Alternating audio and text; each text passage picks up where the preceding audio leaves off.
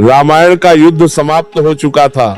रावण का वध कर और लंका पर विजय पाकर भगवान राम ने अयोध्या पर 11,000 वर्षों तक शासन किया। उनके राज्य में न कोई बीमार था न कोई दुखी। इसे ही इतिहास में राम राज्य के नाम से जाना गया। लेकिन समय का चक्र कभी नहीं रुकता। एक दिन अयोध्या के राजमहल के द्वार पर एक अत्यंत तेजस्वी और वृद्ध मुनि पधारे। उनकी आंखों में अपार तेज था। उन्होंने द्वारपाल से कहा कि उन्हें महाराज राम से तुरंत एक गुप्त भेंट करनी है। जब वे मुनि राम जी के सम्मुख पहुंचे तो उन्होंने अपना असली परिचय दिया। वे मुनि कोई और नहीं बल्कि स्वयं काल समय थे, जिन्हें ब्रह्मा जी ने राम जी को उनके अवतार की समाप्ति का स्मरण कराने भेजा था। काल ने राम जी के सामने एक बहुत ही कठोर शर्त रखी। उन्होंने कहा, हे राघव, मैं आपसे एकांत में संवाद करना चाहता हूँ। जब तक हमारी वार्ता चले कोई भी तीसरा व्यक्ति हमारे बीच नहीं आना चाहिए। यदि कोई हमें बात करते हुए देख ले या हमारे संवाद में बाधा डाले तो आपको उसे तत्काल मृत्यु दंड देना होगा।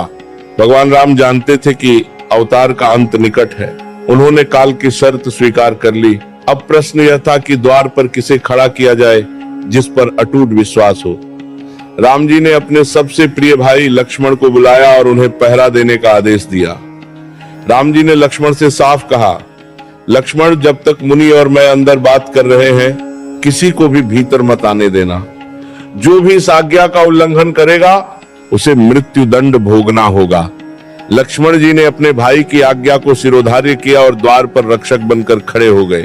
उन्हें क्या पता था कि यही उनकी अंतिम परीक्षा होने वाली है। विधि का विधान टाले नहीं टलता।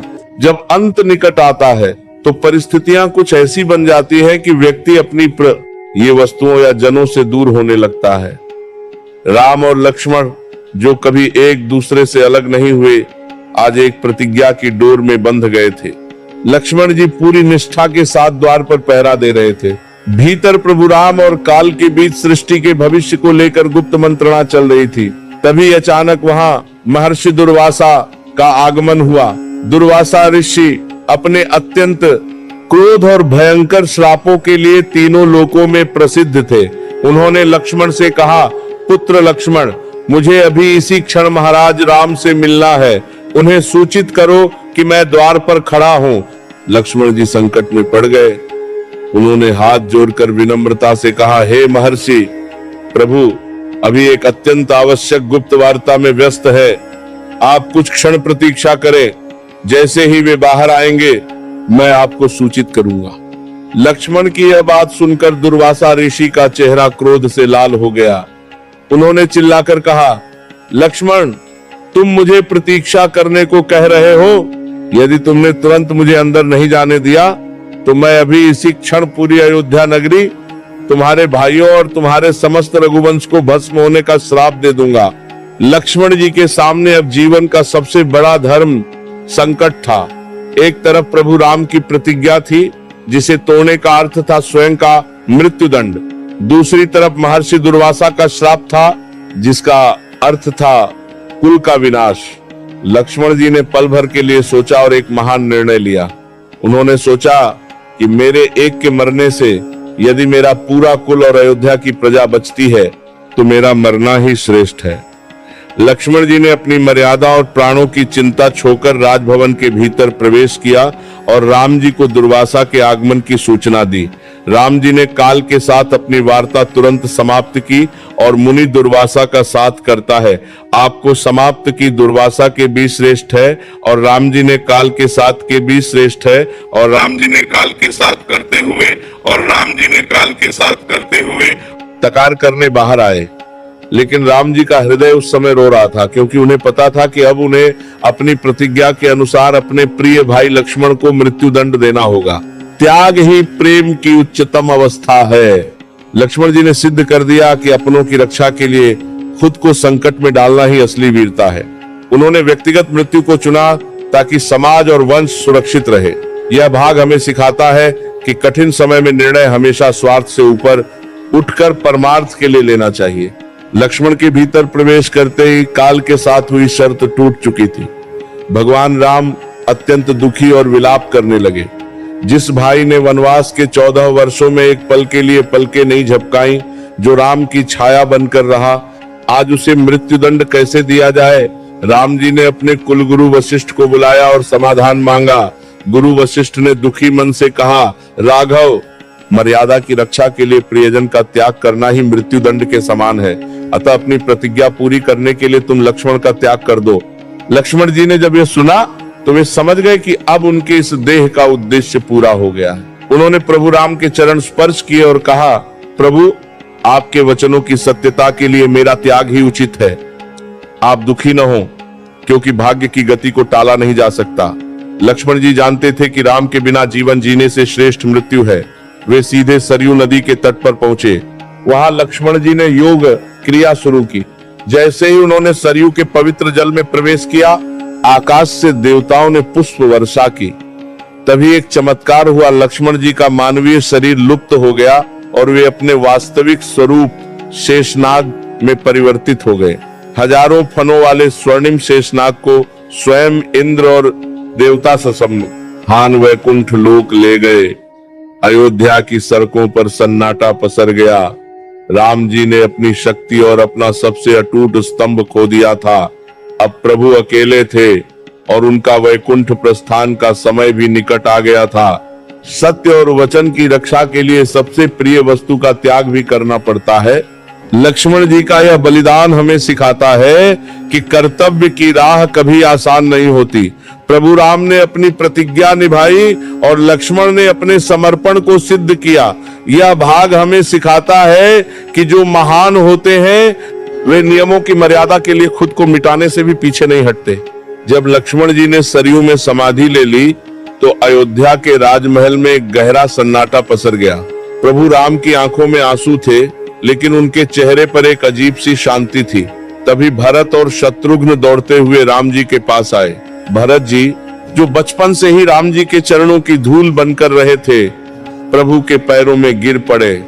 उन्होंने रोते हुए कहा, हे ज्येष्ठ भ्राता, जिस लक्ष्मण ने आपकी सेवा के लिए निद्रा और सुख का त्याग किया, वह आज हमें छोड़कर चला गया। अब आपके बिना इस अयोध्या और इस राज्य का हमारे लिए कोई अर्थ नहीं है। शत्रुघ्न जी ने भी व्याकुल होकर विनती की कि उन्हें भी इस नश्वर संसार से मुक्ति दी जाए। राम जी ने अपने दोनों भाइयों को गले से लगा लिया। उस समय वहां का दृश्य ऐसा था मानो साक्षात प्रेम और त्याग आपस में मिल रहे हों। राम जी ने भरत से कहा, भरत, विचलित न हो। जो कार्य शेषनाग लक्ष्मण ने किया है वही मार्ग अब हम सबको चुनना है। हमारा अवतार कार्य अब समाप्त हुआ। भरत और शत्रुघ्न ने उसी क्षण निश्चय किया कि वे प्रभु राम के बिना एक क्षण भी जीवित नहीं रहेंगे। उन्होंने अपने पुत्रों को राज्य का कार्यभार समझाया और स्वयं को योग साधना के लिए तैयार कर लिया। यह वह क्षण था जब रघुवंश के 4 स्वयं की शुरू करने के लिए बरंते शुरू करने के लिए तैयार कर लिया। यह वह क्षण था जब रघुवंश के 4 स्वयं की शुरू करने के लिए यहाँ तो रघुवंश ने के लिए तैयार कर लिया। यहाँ तो रघुवंश के 4 स्वयं की शुरू करने के लिए तंबों में से एक ढह चुका था और बाकी 3 ढहने की तैयारी में थे। पूरी अयोध्या यह देखकर स्तंभित थी कि कैसे ये भाई सुख संपत्ति को ठोकर मारकर मृत्यु को गले लगाने की तैयारी कर रहे थे।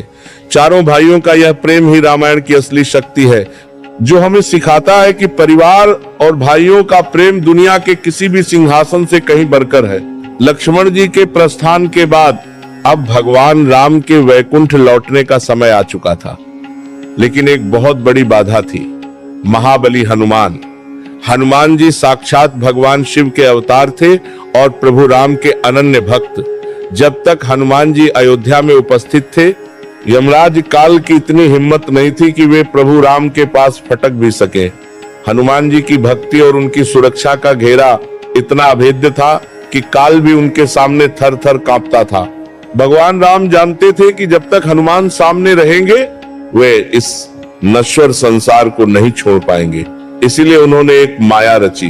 प्रभु ने अपनी उंगली से एक अत्यंत कीमती अंगूठी नीचे गिरा दी। वह अंगूठी फर्श की एक दरार में जाकर समा गई। राम जी ने हनुमान से कहा, हे पवन पुत्र, मेरी प्रिय अंगूठी उस दरार में गिर गई है, क्या आप उसे ला सकते हैं? हनुमान जी ने तुरंत सूक्ष्म रूप धारण किया और उस दरार के भीतर प्रवेश कर गए। वह दरार कोई साधारण छेद नहीं था, बल्कि वह सीधे पाताल लोक का द्वार था। वहां पहुंचकर हनुमान जी ने देखा कि हजारों अंगूठियों का एक विशाल ढेर लगा है। तभी वहां नागराज का आगमन हुआ। हनुमान जी को असमंजस में देखकर नागराज मुस्कुराए और बोले, हे वीर हनुमान, आप विचलित न हो। यहाँ रखी हर अंगूठी प्रभु राम की ही है।